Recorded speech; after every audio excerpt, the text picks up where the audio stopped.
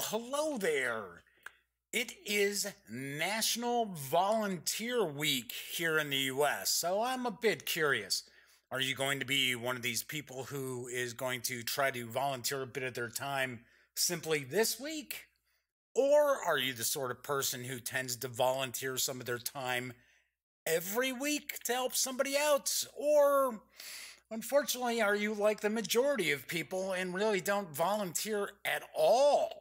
Ugh, yikes. Hopefully you're not like that. Anyway, I don't know. I don't know the sort of person that you might happen to be. But I do know one thing for certain, and that is the Daily Dope is in the air.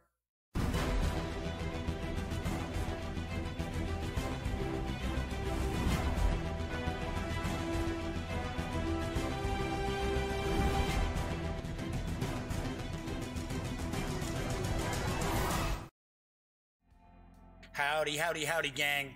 Jeff McAleer back once again, and yes, I am your host here at the Daily Dope, as well as happening to be the Grand Poobah of the GamingGang.com. Today is Monday, April 16th. I am here in the Duct Tape Studios. Bit chilly again today. Strangely enough, it was snowing earlier today. There is still some snow out on the ground here in the Chicago area. It's kind of bizarre. This don't normally have snow this late in April. It does happen from time to time, but not too often. So anyway, I have got a pretty big show today. I've got a bit of news, not a ton of news, but a bit of news. And I am also going to be reviewing Shards of Infinity, the new deck building game from Ultra Pro Entertainment and Stoneblade Entertainment. So I will be reviewing that in just a few minutes. Before I jump into the news, I do want to point out that chat is available on YouTube. It is not on screen. It helps keep some of the trolls at bay if the chat doesn't pop up. But I do follow it. So if you are watching live, feel free to say hello. If you have a question about Shards of Infinity a little later on, feel free to chime in. I will respond. All right, so let's jump on into the news. And first off, Z-Man Games is actually reaching back for a blast from the past. And it has to do with Choose Your Own Adventures. Yes, it really does. And I've got the dope. The classic Choose Your Own Adventure series comes to life in this new narrative adventure game. Will you survive the House of Danger? I don't know. Will you? Images flash through your mind. You only catch a few visuals from these premonitions before they disappear. A grand staircase, a dollar bill, a looming statue. A chill runs up your spine. I don't know why, because a dollar bill, a statue, and a staircase? Oh, that doesn't seem all that scary, but according to the press release, you know there is danger ahead, but you can't resist the case. In Choose Your Own Adventure, House of Danger, you are a psychic detective haunted by the mystery of the missing owner of the Marsden Mansion. Marsden, isn't that out of Salem's Lot? Wasn't that the house? Wasn't it Hubie Marsden? Maybe it's Marston. I don't know. I thought that's kind of bizarre. With only a water bottle, your trusty pocket knife, and confidence in your detective skills, you set out to solve the mystery.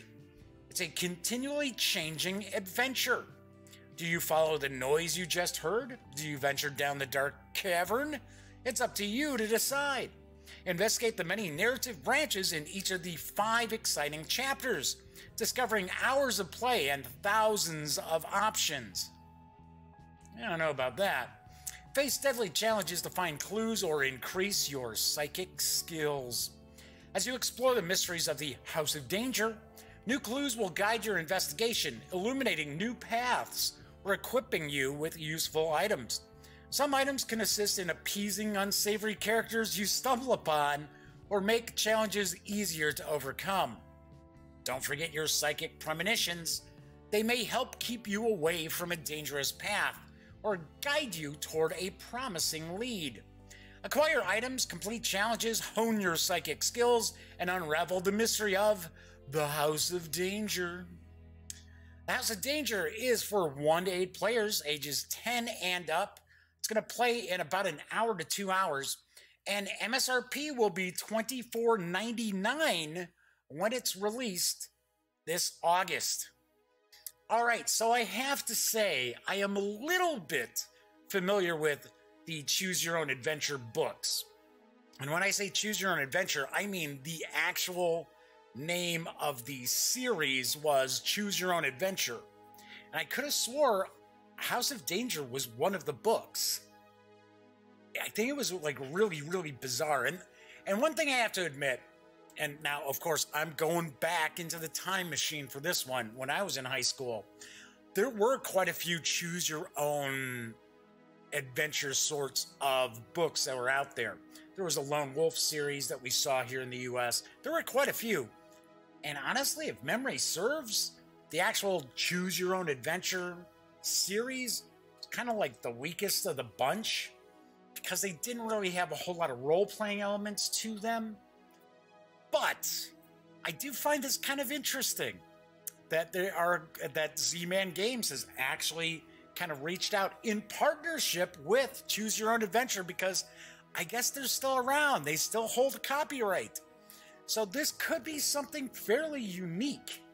One thing I don't get is it's for 1 to 8 players, so it really looks as if it's kind of a solitaire sort of thing. So with more players, I guess maybe all you're doing is discussing what that character, what that psychic detective does? I don't know. I have no idea. I'm also curious about the replayability that this might have because the sell sheet info says, oh, thousands of options, but usually that's not really the case.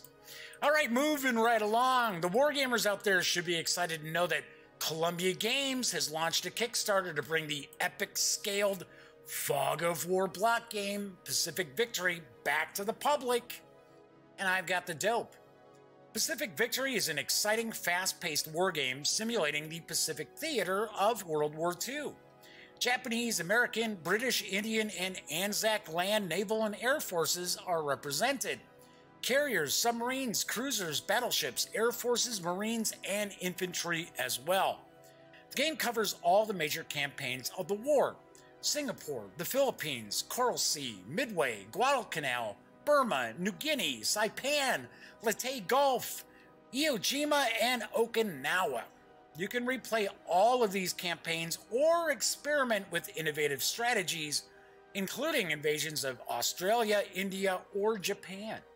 Pacific Victory is for 2 players, ages 12 and up, and plays in around 3 to 5 hours depending on the scenario or a full campaign.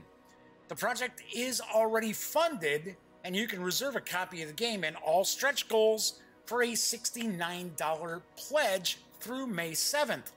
Estimated delivery of the game is June of this year.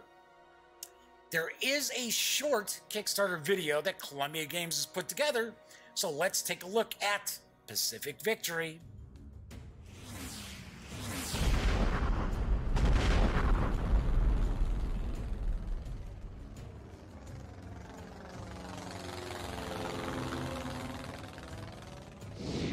Join the campaign to bring out a deluxe 75th anniversary reprint of best-selling Pacific Victory, our exciting, fast-paced wargame simulating the Pacific theater of World War II. You've got everything. You've got the fog of war because you can't see what the other guy has. In fact, it's probably my favorite of all their games. You got armies, navies, marines, air power. It's a grand scope. With hundreds of requests since we sold out, we are responding with a collector's edition, which will include a new, larger game map, new unit artwork, and more. The game covers all the major campaigns of the war: Singapore, the Philippines, the Coral Sea, Midway, Guadalcanal, Burma, New Guinea, Saipan, Leyte Gulf, Iwo Jima, and Okinawa. You can replay all of these campaigns or experiment with innovative strategies, including invasions of Australia, India, or Japan. The Allies are really on the defensive in the beginning. The Japanese hold on most of the aces, and both sides are under real time pressure. Choose from a range of pledge levels.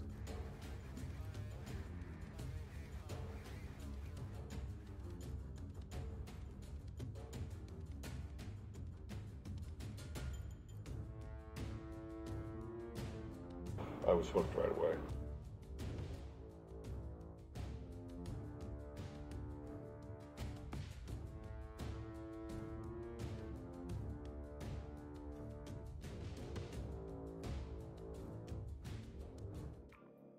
Pretty cool, I must say. Although I have to laugh because the Fred Bauer, which is funny, it says KGB, and it's like, he's a KGB agent? What? So the little bit of interview there was obviously at Consim World Expo, because I recognize those chairs and those walls anywhere. I think that's pretty funny. Anyway, I should say Pacific Victory has a really good reputation as an excellent Fog of War block game, which I don't know if Columbia Games actually invented the Fog of War block games, but they have done extremely well with them. And from my understanding, Pacific Victory is really, really good, and it really does a nice job of simulating the entire Pacific Theater and an entire campaign from 1941 through 1945 in about 4 or 5 hours, which that is pretty impressive, I must admit. So don't miss out. You've got until May 7th to pledge your support for Pacific Victory, and it's already funded. And Columbia Games is not a company that you have to worry about not receiving something when they fund a Kickstarter. All right, moving right along, I've got a couple of RPG news items. Fans of Glorantha will be happy to know the adventure campaign, The 11 Lights, is back in print from Chaosium. And I've got the dope, and I've got plenty of mispronunciations coming your way. The Hero Wars begin in Dragon Pass. Temertane sits on the throne of the Kingdom of Sartar. He is a weak puppet of the Lunar Empire. His kingdom fractures along tribal lines. Envious eyes covet your clan's cattle. They will seize them at the first sign of weakness. Can you protect the Red Cow clan from its hostile neighbors? The Lunars have invaded the Holy Country to the south. A demon from hell, the Crimson Bat, comes to Sartar determined to join the Empire's armies. It must be fed on the souls of the living. Can you shelter the Sinsina tribe from chaos? The Talmori have a new leader, Jogar Sog. His visions of his people scattered and killed by the Great Liberator have stirred the braves to war. Normal weapons cannot harm them. Can you preserve the Johnstown Confederation from the packs of werewolves? Tadius the Bright has killed Orlanth, and Ernalda sleeps. Can you liberate the kingdom of Sartar from the Great Winter? The 11 Lights is a complete Gloranthan campaign set in Sartar in Dragon Pass that takes the PCs as members of the Red Cow clan from the occupation in 1618 through to the liberation from the Lunar Empire in 1625. The 11 Lights has complete outlines for events in Dragon Pass and the Red Cow clan for each year. Also includes 20 completed ventures and many more outlines. It happens to be a companion to The Coming Storm, which details the Red Cow clan and their neighbors and is intended for use with this product. The 11 Lights is actually for HeroQuest Glorantha, but can easily be adapted to RuneQuest as well. You can order the physical 180-page supplement from Chaosium for $34.95 or score the PDF from our friends over at DriveThruRPG for $17.99. I have said it before, I will say it again. If you are into fantasy role-playing games, and maybe you're not necessarily looking at a very high fantasy setting, you owe it to yourself to check out Glorantha, because the work that Greg Stafford has done in this game world over, I don't know, like 40-ish, 50-ish years is pretty incredible. And you may not necessarily actually set your game in it's kind of a Bronze Age, sort of kind of low magic setting. But I'm telling you, you could pick up some really great nuggets that you can kind of swipe and put into your own role-playing game. I've said it all the time that good game masters tend to steal from other game systems to make their own games better. All right, my final news piece is from Kobold Press, and they've been awfully busy of late, especially with Midgard. But they've also released a 5th edition D&D as well as Pathfinder adventure, and I've got the dope on Wrath of the River King. Face the river's fury. In the small hamlet of River Bend, the miller's wife is missing, and the locals suspect that the husband himself was involved. But all is far from what it seems. Alessandra, the missing woman, is actually an elf from the Summerlands. Well, wait, that just spoiled it for everybody. Jeez. She came to live in the human settlement when the miller made a dangerous pact with the River King, the land's powerful Sidra ruler. Now the player characters must unravel the truth behind Alessandra's disappearance, piece together the involvement of a young brownie turned Fey lord, and dive into the Fey courts of the Summerlands to stop a raid that would surely spell Riverbend's doom. All the while, Arthurian intrigue and mischief runs high among the Fey lords and ladies in this mercurial open format adventure from acclaimed adventure designer Wolfgang Bauer. This 5th edition / Pathfinder role-playing game adventure is for approximately 5th through 7th level characters and is full of hijinks and trickery and fits nicely into any campaign setting which Fey are regal. Their courtly plots are dangerous and will test bold adventurer skills to the limit. You can snag the physical 70-page softcover book and PDF as a combo from Kobold for $19.99, or score just the PDF alone from DriveThruRPG for $9.99. And as I always point out, if you are going to visit any of the drive-thru sites, please stop by thegaminggang.com first, click on one of our banners, and if you happen to make a purchase, we'll get a small portion of that sale. And those all add up, folks. They really do. I have to say that Kobold Press does some really nice books. Very, very impressive.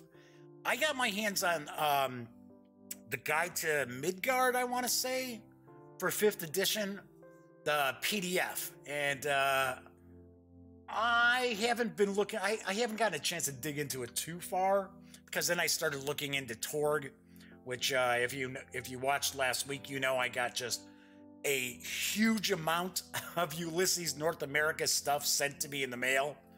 But I was pretty impressed. And Kobold Press usually does some really, really nice work. Very, very nice work. Always seem to have like top-notch graphics and layouts and things like that. All right, so that is the news for today. And as I mentioned, I'm going to be reviewing Shards of Infinity in just a few minutes. But I did want to talk about a few different things, a few different items.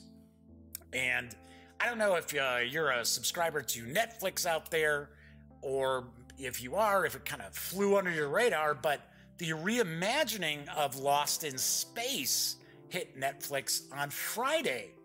And I have to say, I binge watched it Friday and Saturday, all 10 episodes, and I thought it was great. I thought it was fantastic. I had heard ahead of time that it was pretty good, and I was not disappointed. And I happen to be someone who watched Lost in Space in reruns as a kid. And I still remember one summer when I was probably about 12, it seemed like every weekday, my brother and I would go, and we would go to one of our friends' houses at about, I think we got there about 11 o'clock in the morning. And that is when the reruns for Lost in Space were on TV.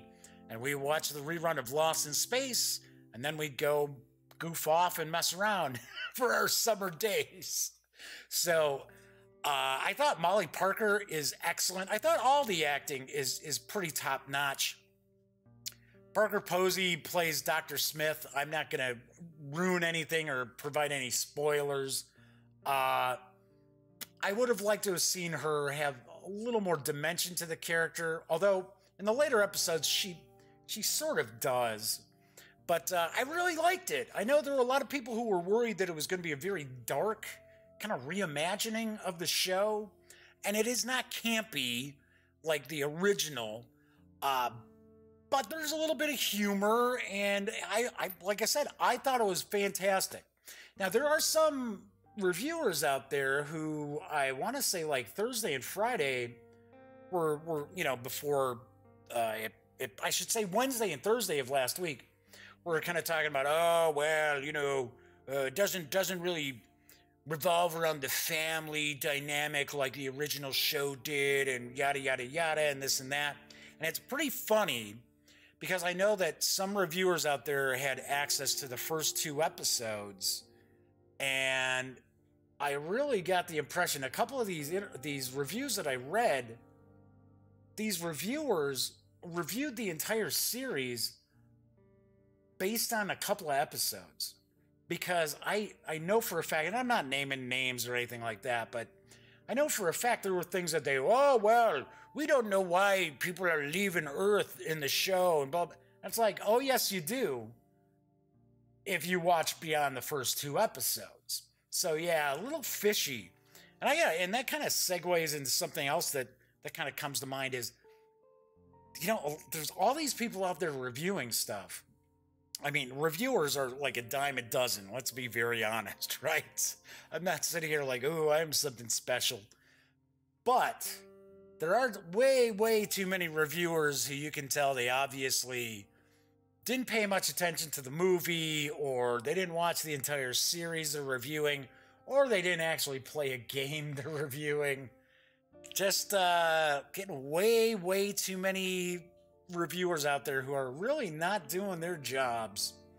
So anyway, but Lost in Space on Netflix, big thumbs up. I thought it was fantastic. Honestly, if I were going to write up a review for it, I would give it a 9 out of 10. It was that good, and I am certainly looking forward to a season 2.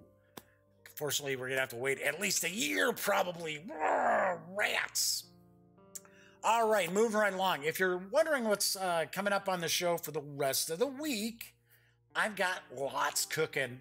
So, just so you know, tomorrow's show, I will be reviewing the Northern Territory expansion for Grimslingers, which is from Greenbrier Games. And there's a lot in this box, and we're going to kind of delve into it quite a bit. Then on Wednesday's show, for Wargame Wednesday, I am reviewing At Any Cost, Metz 1870, from GMT Games, designed by my good pal, Herman Luttman. So we've got that. Then on Thursday's show, as I had mentioned, if you didn't watch last week, you don't know, I got this huge box from Ulysses North America, and they like just unloaded almost everything they sell on me.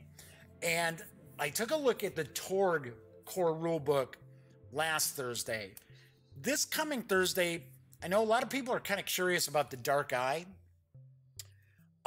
because this has been around for more than 30 years. Not necessarily this edition, but the game has been around for about 30 years, and it's actually pretty much the most popular role-playing game in Europe.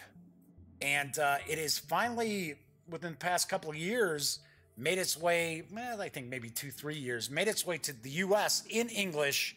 And I have kind of a digest-sized rule book.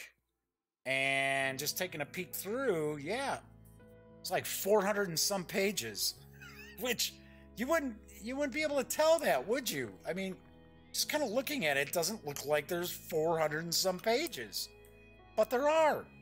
So we are going to take a peek at that because I've actually had some folks emailing me saying, hey, Torg looks really cool, but I kind of know about Torg because that game originally came out in, like, what, 1990? But a lot of people don't know much about the Dark Eye, so I understand quite a few people are looking forward to checking this out on Thursday. And then on Friday, I'm a little up in the air. I'm trying to see if I can get finished playing enough games of Thunderstone Quest to do a review. I don't think I'm going to. So what we might do is we might look at the Aventura adventure card game, which is also from Ulysses Spiel. Like I said, I'm still a little bit up in the air because I would really like to get that review for Thunderstone Quest out. I just haven't had a chance to play it enough to really say, okay, boom, here's what I think. Taking a look at that. All right, so anyway, so I am going to take a look at Shards of Infinity. And if you recall, when I did a news piece about this about maybe 2 months ago, on a pretty early episode of The Daily Dope, I kind of laughed about the use of infinity in it because it's sort of like, are you trying to like kind of piggyback on Avengers Infinity War? I sort of think they're trying to do that. Kind of bizarre. I don't know. Does that make it a bad game? No, I'm not saying that, but a little bizarre, right? Anyway, so let's kind of talk a little bit about the game itself. And as mentioned previously, Shards of Infinity is from Ultra Pro Entertainment and Stoneblade Entertainment. It's designed by Gary Arant and Justin Gary. And Justin Gary is one of the designers for Ascension. So if you're familiar with Ascension, you know all about Justin Gary.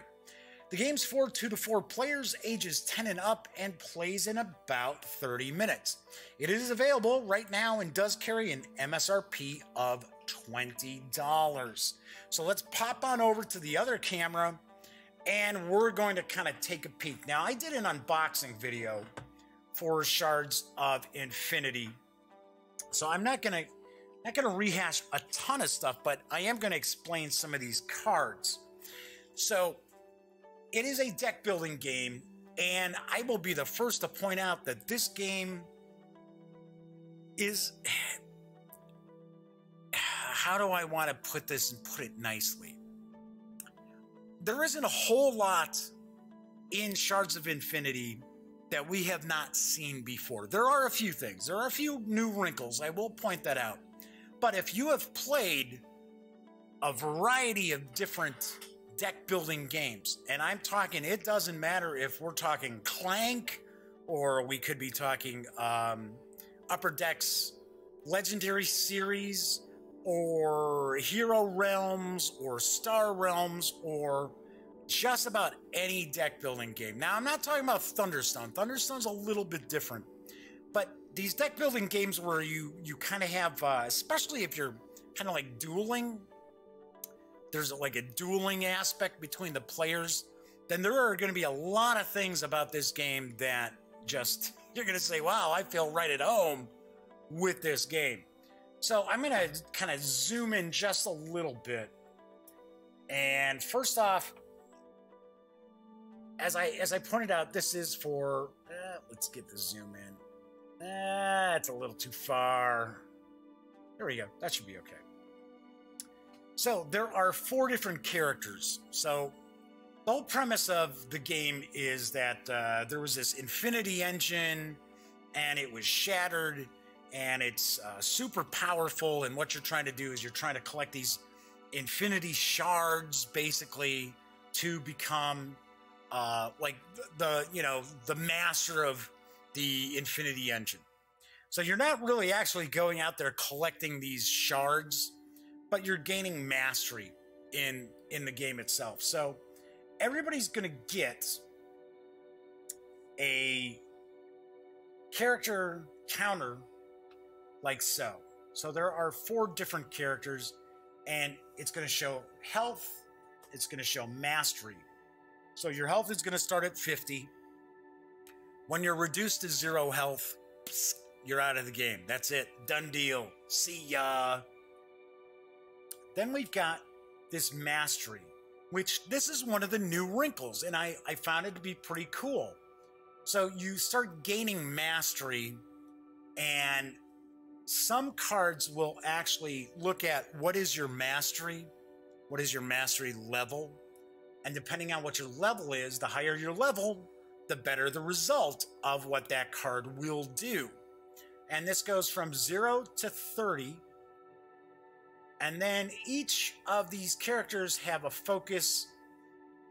They're all the same. They're all exactly the same. They can pay a crystal, they can exhaust this, and they can gain 1 mastery. All right, so we've got the different factions, and the strange thing is the colors actually correspond. Colors of these heroes, or whatever we want to consider them, high lords or whatever you want. Got the folks who were fighting each other to become, the master of the Infinity Engine. The colors actually correspond with the different factions in the game, yet they don't have any special abilities. There are no abilities for each of these characters here. So there's a little bit of flavor text about them, but they all play the same exact way. They don't interact with a particular faction any better or any worse than any of the other characters. So each of the players is going to start off with this. Now, I will also point out that, just in my opinion, I found Shards of Infinity to be a whole lot better with just 2 players as opposed to 3 or 4 players. Excuse me, needed to wet the old whistle. It's a little dry here in the Duct Tape Studios. And you know what? That's not unusual for these deck building games, which are kind of dueling games. And they will say, or it's for, 2 to 4 players. And then the reality is, it plays better as just 2 players. Now, I really enjoy Hero Realms. So does Cameron, my nephew, and his friends, the gang. My brother Greg has not played it. And I don't know. I think he would like it. So as that stands, that's also a game where it says, it's for 2 to 4 players, but in reality, it plays better just as 2 players, unless you start utilizing the character class packs and the big baddie packs. Then it does play really well, and it really changes the way the game plays. But even as an example, I reviewed Hero Realms not that long ago, and we really enjoyed it. But once again, it plays way better with 2 players than it does multiple players. All right, so each of the players is going to receive their starting deck, which, like most deck building games, it's going to consist of 10 cards. So you're going to get 1 blaster. So it's going to show that's an item. It's an ally item. And it gives you 1 power. Power is used to attack. Then you got a shard reactor, which is, you get these crystals. Whoa, come on now, focus. There we go. So for an example, if you played this card, you're going to get 2 of these crystals. And as we look at some of the cards, you're going to see they have costs. So, but this is one of those cards which your mastery will affect. So if your mastery is less than 5, you'll gain 2 crystals. If it's 5, you gain 3. If it's 15 or higher, you gain 4. Pretty cool. Then we've got the Infinity Shard. And each players will have 1 of these.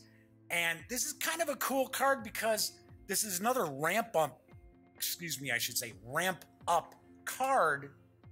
And if we take a look, it's going to say, okay, so until you get to Mastery 10, you're going to gain 2 power. Once you're at 10, you get 3. When you're at 20, you get 5. But at 30, if you notice, it's infinity. So this is kind of a cool card because if you're at Mastery 30, you can bust this card out and pretty much take out any other player because you have infinity power. They can't block infinity, right? And then you're also going to have these crystal cards. So you're going to have 7 crystal cards. Once again, these are just kind of like the basic, you know, deck building cards, like, you know, 1 gold piece or 1 credit or what have you. So of course you're going to shuffle these up. And you're going to start off with a hand of 5 cards. Yeah, pretty similar to a lot of other games, right? Now, that doesn't necessarily make this a bad game, okay? Just because I'm saying that you're going to see a lot of similarities or you're going to see a lot of kind of mechanics or gameplay aspects that we see in a lot of deck building games doesn't necessarily mean this is a bad game. I just want to point that out. Because I don't want people to start thinking, oh, Jeff's gonna, he's gonna rip on this game, and then we get to the, when I give my review score, and the score doesn't correspond with what people think I'm saying.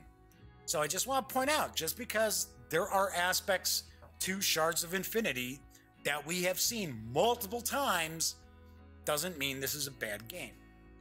All right, so we're gonna get our 5 cards, right? So as an example, we're just going to say we've got Tetra and Volos battling it out. So let's go to the 50. Now, of course, I'm not going to play an entire game, but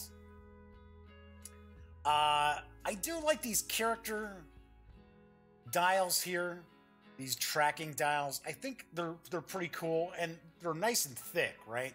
Only thing that I didn't care for is that the health dial punches right through the artwork. So that kind of, I understand it's what you got to do, but this give you a great example. Right there, it's kind of like covering up this person's face. Kind of same thing here too, kind of covering up his face. So I like the aspect of it. I like the idea of it. Just the way it's laid out on these cards themselves, these trackers themselves. I don't know. Kind of messes with the art. So I would assume the artist wouldn't be all that thrilled that these little plastic pieces that hold the dial onto this goes right through most of their heads. All right, so anyway, so we've got our deck here, and let's say this is the other character here, the other player's deck. Yeah, shuffle that up real quick, kind of. Okay, all right, so let's take a look at what we've got here. So you're going to have your draw deck, and then you're going to have pretty much what we usually refer to as a market. These are the cards that you're going to be able to purchase. So there are going to be 6 cards available at any time for a player to be able to purchase. One thing I should point out, in a multiplayer game, you're going to decide who's going to go first. That first player is going to have a mastery of 0. The next player is going to have a mastery of 1. If you're playing 3 or 4, then the third player is going to have a mastery of 2. And the fourth player will have a mastery of 3. So there's a little bit of a built-in mechanic for someone who's actually going fourth in the game. So you're going to see that we've got 4 different factions. So we've got the Order. The Order is one of the faction. We've got, I believe it's pronounced Wraith, is one of the factions. Got Undergrowth is one of the factions. And then, all right, where was that? Oops, here we go. Hamidius. That's why I couldn't remember the name. Hamidius. I think that's how it's pronounced. Yeah. Hamidius. is the other faction. Now, these factions really don't really mean anything. But, like, say, for an example, like Magic the Gathering, right? You're playing Magic the Gathering. Okay, you know green. You know what green is. Green is typically, you know, going to be like wildlife and wild creatures and life. Here, not so much. They each have kind of a flavor. I will point out the whole backstory for Shards of Infinity is pretty weak. Nothing really, you know, standing out about it, you know, like really stands out about it. Once again, doesn't mean it's bad. It's just sort of, well, backstory's sort of like, all right. But, you know, that's not unusual in deck building games either, so. All right, so we're going to take a look at some of these cards. So basically, taking a look at the cards here, it's going to tell you what the card is. Then here, we're going to show you that's the cost. That's the cost to purchase the card. Then on the bottom, it's going to tell you, okay, so what does this card do, right? So if you exhaust a card, which I can say this, other companies can't say this, but Wizards of the Coast can't touch me because I'm not selling this game. If you tap the card, or what they consider exhausting the card in Shards of Infinity, you'll be able to access that ability. So it's going to say, okay, so you play this card, you're going to gain 2. Then you see here it says Dominion, gain 2 mastery if you played and or reveal from your hand a Hamadeus, Undergrowth, and Wrath, whatever card this turn. So you'll see that you'll have kind of like, most of these cards are going to have dual purposes, dual things that they can do. One is just something kind of standard, and the other is if you can actually take care of this prerequisite or do this after playing the card, then you're going to get this bonus. You're also going to see right here, that is the faction. So the faction is Order. That's going to tell you it's an ally. So you've got allies and you've got champions. So allies basically are a one and done card. So you're going to play the card. It's going to stay in front of you for your turn. When your turn is over, it's going to go into your discard pile. Champions, on the other hand, will actually remain in play. So even though we do see that some of these, for an example, this is an initiate, this is actually kind of a person, they don't stay in play. Whereas, here we see the Optio Crusher is a champion, so the champion stays in play. So we're going to see that this card also has that green cross, so that means that's the health. That's the health of the champion. So if the champion takes 4 points of damage from power, they are destroyed, and they just go into your discard. So you'll be able to utilize them again. But once again, we're seeing here it says, okay, so if you exhaust this card, like so, you're going to get the 3 power. But if you have a mastery of 10 or higher, you're actually going to gain 5 power instead. And then, of course, there's some flavor text on the bottom. So we're going to see here we've got a skirmisher. So once again, you play it, boom, you gain 2 power. And then it says Echo, gain 5 power instead if there's a Wrath card, Wraith card, whatever you want to call it, in your discard pile. So, of course, as with most deck building games, the different factions, the more cards you have from a faction in your deck, the better, because a lot of times it'll say, oh, if you've got another Undergrowth card in play or in your hand or in your discard, then you'll be able to get whatever special ability. And it's always better than just the regular sort of effect that the card has. Now, another wrinkle that I thought was kind of cool, which is different, is the inclusion of these mercenaries.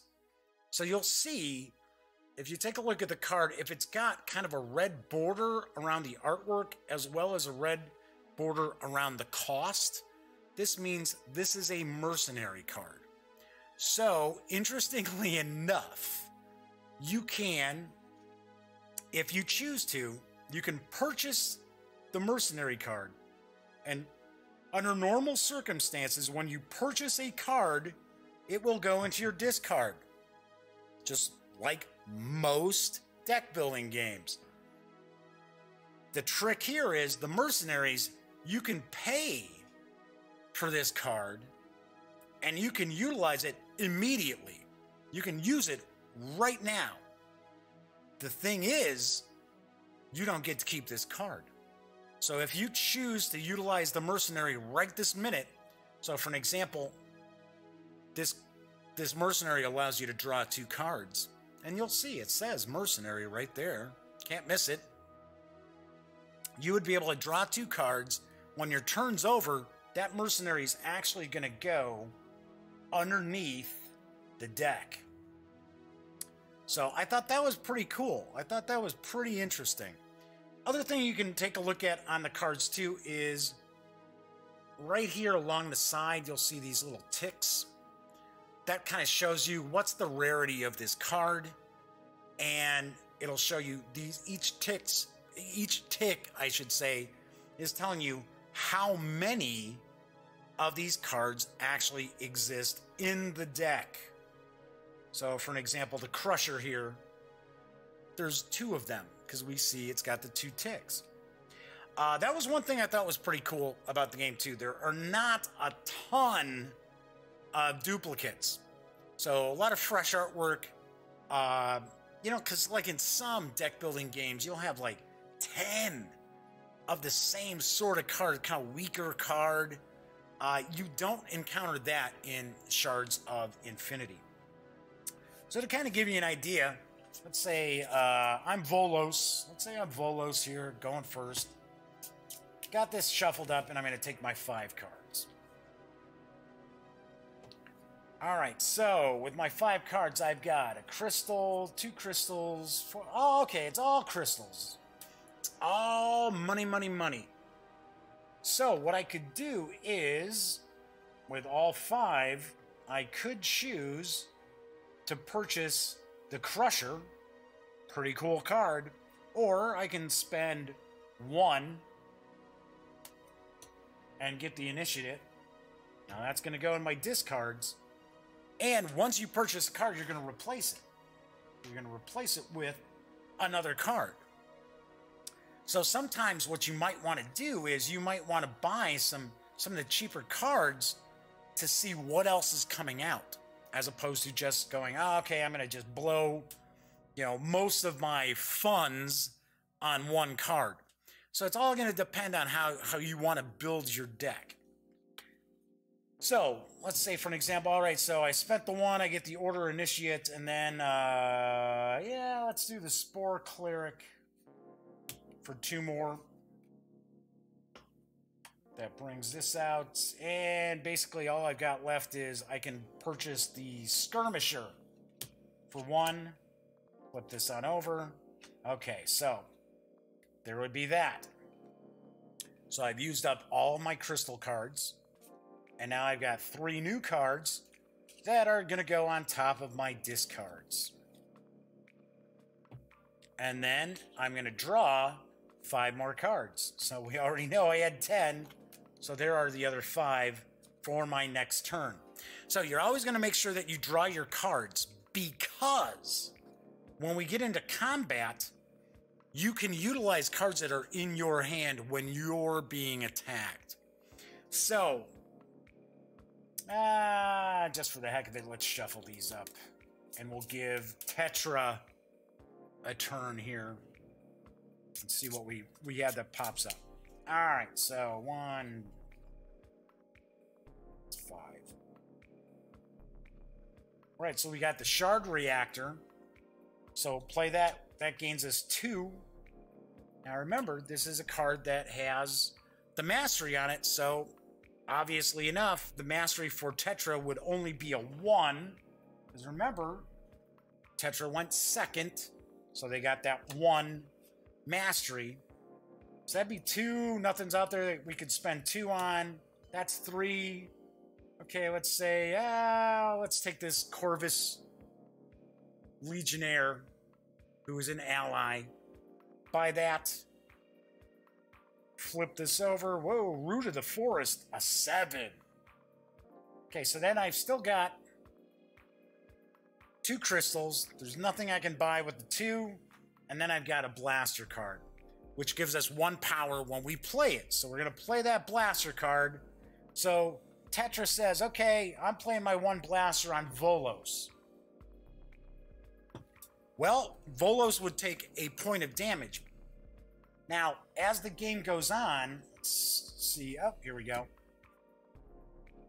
You'll find cards that will have this shield on the left side. And that shield can block power attacks to you. It can only block power attacks to you, not to your champions that are out in front of you. So I thought this was kind of interesting because you're not going to find a ton of these cards that have these shields on them. So you'll see that, it's probably not a bad idea to try to get some of these shields because, as an example, let's say that Tetra played this blaster for 1 point and this card was in the Volos player's hand. All they got to do is reveal it and say, okay, nope, I can block that. I block that attack on me. They don't have to play the card. They don't discard the card. All they got to do is show the card. I thought that was kind of cool. So a couple of kind of odd things about the game. Well, okay, I don't want to say odd, but things are a little bit different. So let's say the player has a champion. Okay, let's say that this is the Volos player. And of course, the cards are going to be in front of you. It's not going to be all squeezed in here. I'm just using this as kind of an example. Plus, if you watch the show, you know that space is at a premium. So you see the champion has that 5 health, right? So in a lot of deck building games, let's say the Tetra player attacks in a turn and they've got a power of, let's say, 8, right? A lot of times they'd say, a player says, oh, I'm attacking you and I've got 8. I'm 8 points for my attack. And then the defender would say, okay, well, then they assign their heroes, their blockers, a lot of times they're known as blockers, to soak that damage, and that's how a lot of times those characters get killed off. Now, for an example, in Magic, they go in your discard. You're not going to get them again, more than likely. In deck building games, yeah, they go back into your discard. You're probably, depending on how long the game goes, you're probably going to have another opportunity to actually bust that card out again. Well, in Shards of Infinity, you don't have to attack heroes. The champions. You don't have to attack the champions. You can be like, whatever. I don't care about that champion. I want to hit you with 10 points of attack, of the power that I've got, and let you have to worry about it. But the thing is, a lot of times what you'll find is sometimes these champions should be taken out because they stay here and play and they can be exhausted.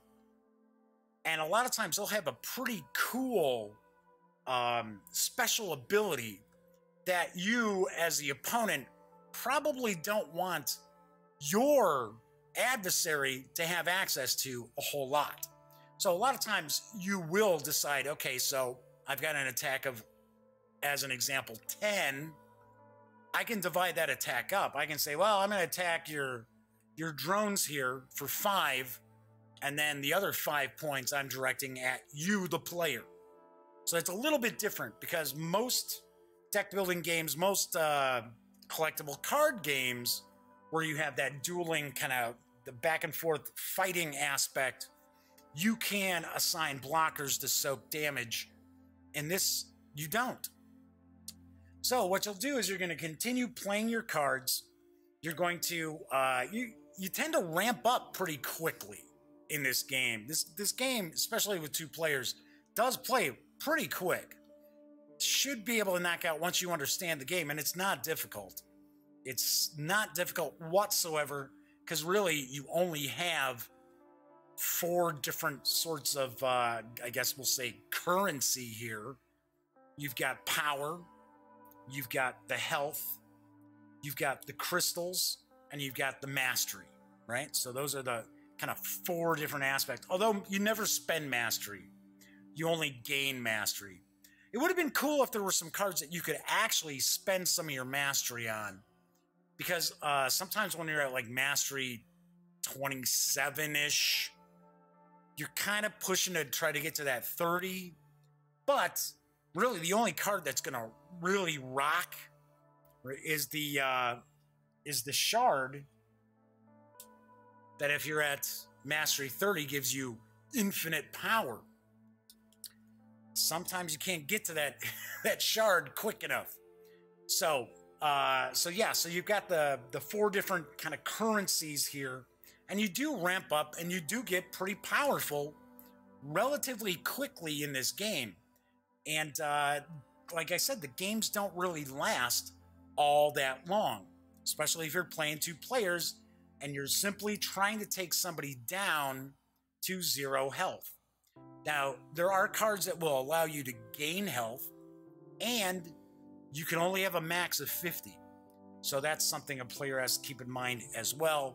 They don't want to have too many kind of like regenerative cards in their deck, because you can only get back up to 50. You can't go beyond 50 as far as your health. So in a nutshell, that's really how the game operates. You're going to go back and forth. You're going to be buying cards. And once again, you're going to play, say, let's say these were all added to this deck.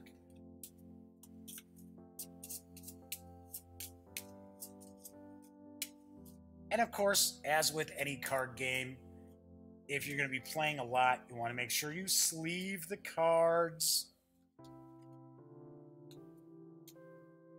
So let's say, as an example, we had, okay, so got some pretty cool allies we could play. So we would have the 1 crystal, right? So we can just as an example, I'm showing that off. You don't necessarily have to play it right away. So we would have the Shard Abstractor, which play that, we immediately would gain 2 mastery. Then we've got the Furrowing Elemental, and it says gain 4 health and draw a card. And if you have 50 health, you gain 6 power. So let's say, for an example, Volo's had 50 health. That would be 6 power. Then you could play the Shardwood Guardian. It says draw 2 power, or gain 2 power, draw a card. All right, well, now we got power of 8. Draw another card. Then it says Unity, gain 6 health if you have played another Undergrowth ally or reveal 1 from your hand this turn.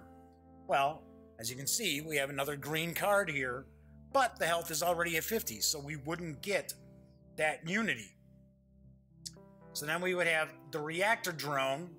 Play that, we gain 3 crystals. So all in all, we would have 5 crystals to spend, so we could buy cards here. We would have gained the 2 as far as the mastery with these, and we would have 8 power. And then we would say, okay, well, I'm using my 8 power to attack the other player. Ta-da! Take 8. And then, of course, they would be like, well, I've got my hand. Let's see if I bought any cards that have shields so I can block some of it.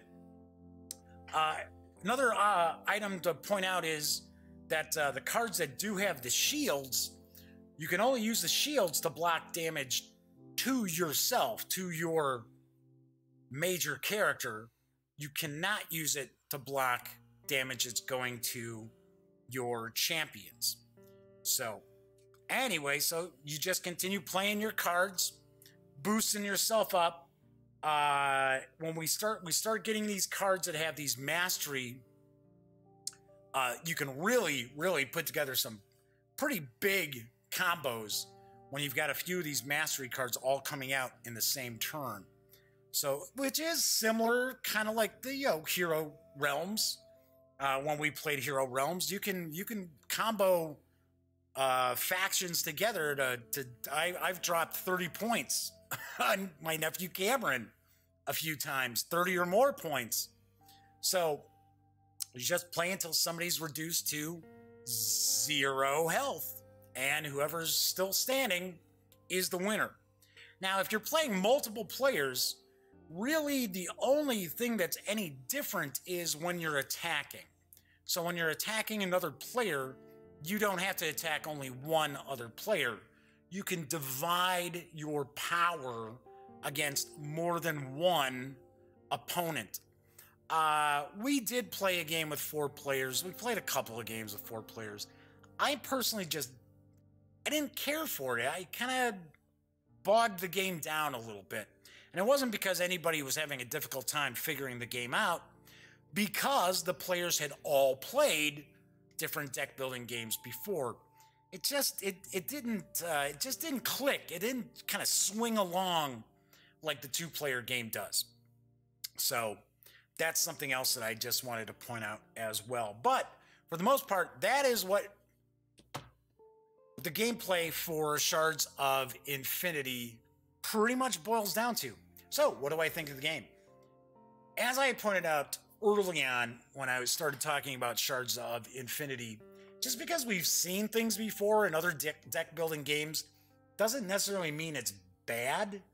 I mean, if they were terrible mechanics that we've seen in some games, well then yeah, there'd be a problem. But these are pretty tried and true mechanics. Whoa, that sneeze came out of nowhere. Excuse me. These are pretty tried and true mechanics that we have seen in other really good deck builders. I like Shards of Infinity. I was a little surprised when I first started reading the rules, and I was like, well, yeah, I've seen that, been there, done that. Okay, all right. But once we started playing, I dig the mercenaries. Now, granted, I didn't use mercenaries a whole lot. The other players used them a lot more than I did, because I kind of have that whole philosophy of, if I'm paying for a card, I'm keeping it, unless I'm culling crappy cards out of my deck, which, obviously enough, you can do that too. There are cards that allow you to discard cards, or basically destroy a card, get it out of your deck. But I thought that was kind of a cool aspect, because I did see there were times when it was sort of like, man, I could really use this right now, right this minute, and really throw a wrench in the other player's plans, or take the other player out, maybe.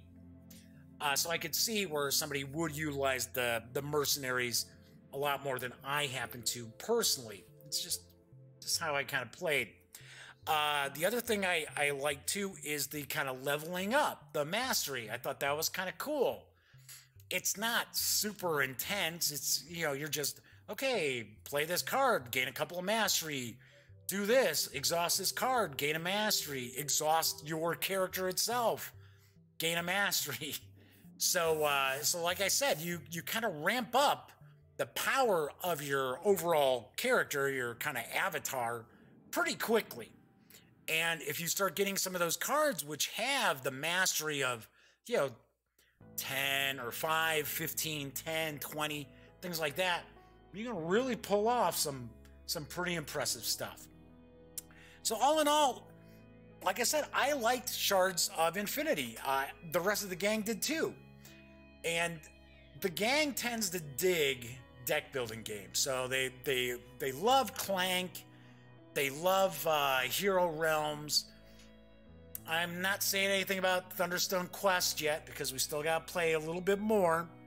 But they also really dug Shards of Infinity. Like I said, it's not like reinventing the wheel here, but it doesn't have to. And it's got a few different twists to it that we have not, or at least I have not seen. Now, they may exist in other games. I don't know. I've never seen it. I've never seen a kind of a mercenary mechanic where you could immediately play your card that you purchased. Now, granted, in some deck building games, yeah, there's a card here or there where when you purchase it, you automatically get to put it in play. The mercenary mechanic or the mercenary cards, there are quite a few of those. That so it's not as if it's like, oh, just one special card. There's quite a few mercenary cards. So, like I said, I thought that was pretty cool, and I thought the whole kind of leveling up part is also pretty cool. Another thing that I think Shards of Infinity has going for it is it's pretty inexpensive. It's only $20 as an MSRP, and there's a lot of gameplay packed in the game for 20 bucks. I will point out that it's got a little bit of a tuck box to it, which in reality, I don't know. I honestly don't know what the point really was for that, because you're not necessarily kind of dividing up the cards into 4 separate decks, and you still have to kind of dump the cards out of the box anyway. But still, you know, they're trying to go the extra mile. So, all in all, I give Shards of Infinity an 8.5 out of 10. Had a lot of fun with it. I will point out that if you own a lot of deck building games, you could probably live without Shards of Infinity. I mean, like I said, it's not like revolutionary. It is a lot of fun. And I mentioned that because, you know, just because I've seen different mechanics before and other people have seen other mechanics before, gamers have seen and played other mechanics. If you don't own a whole lot of deck building games, then by all means, pick up Shards of Infinity because it is a lot of fun. It's very quick. And I like the back and forth, really, really nice back and forth with it. All right, so there you have it. That is my review for Shards of Infinity. And so, when you are not watching The Daily Dope, be sure to visit thegaminggang.com for all the latest in gaming news, reviews, comics, movies, TV. You know the drill. Get your geek on at thegaminggang.com. Tomorrow I will be back. It's piled under some other stuff. I will be back. I'll be doing a review of the Northern Territories for Grimslingers from my friends over at Greenbrier Games. And until then, I'm Jeff McAleer, and thank you so much for watching.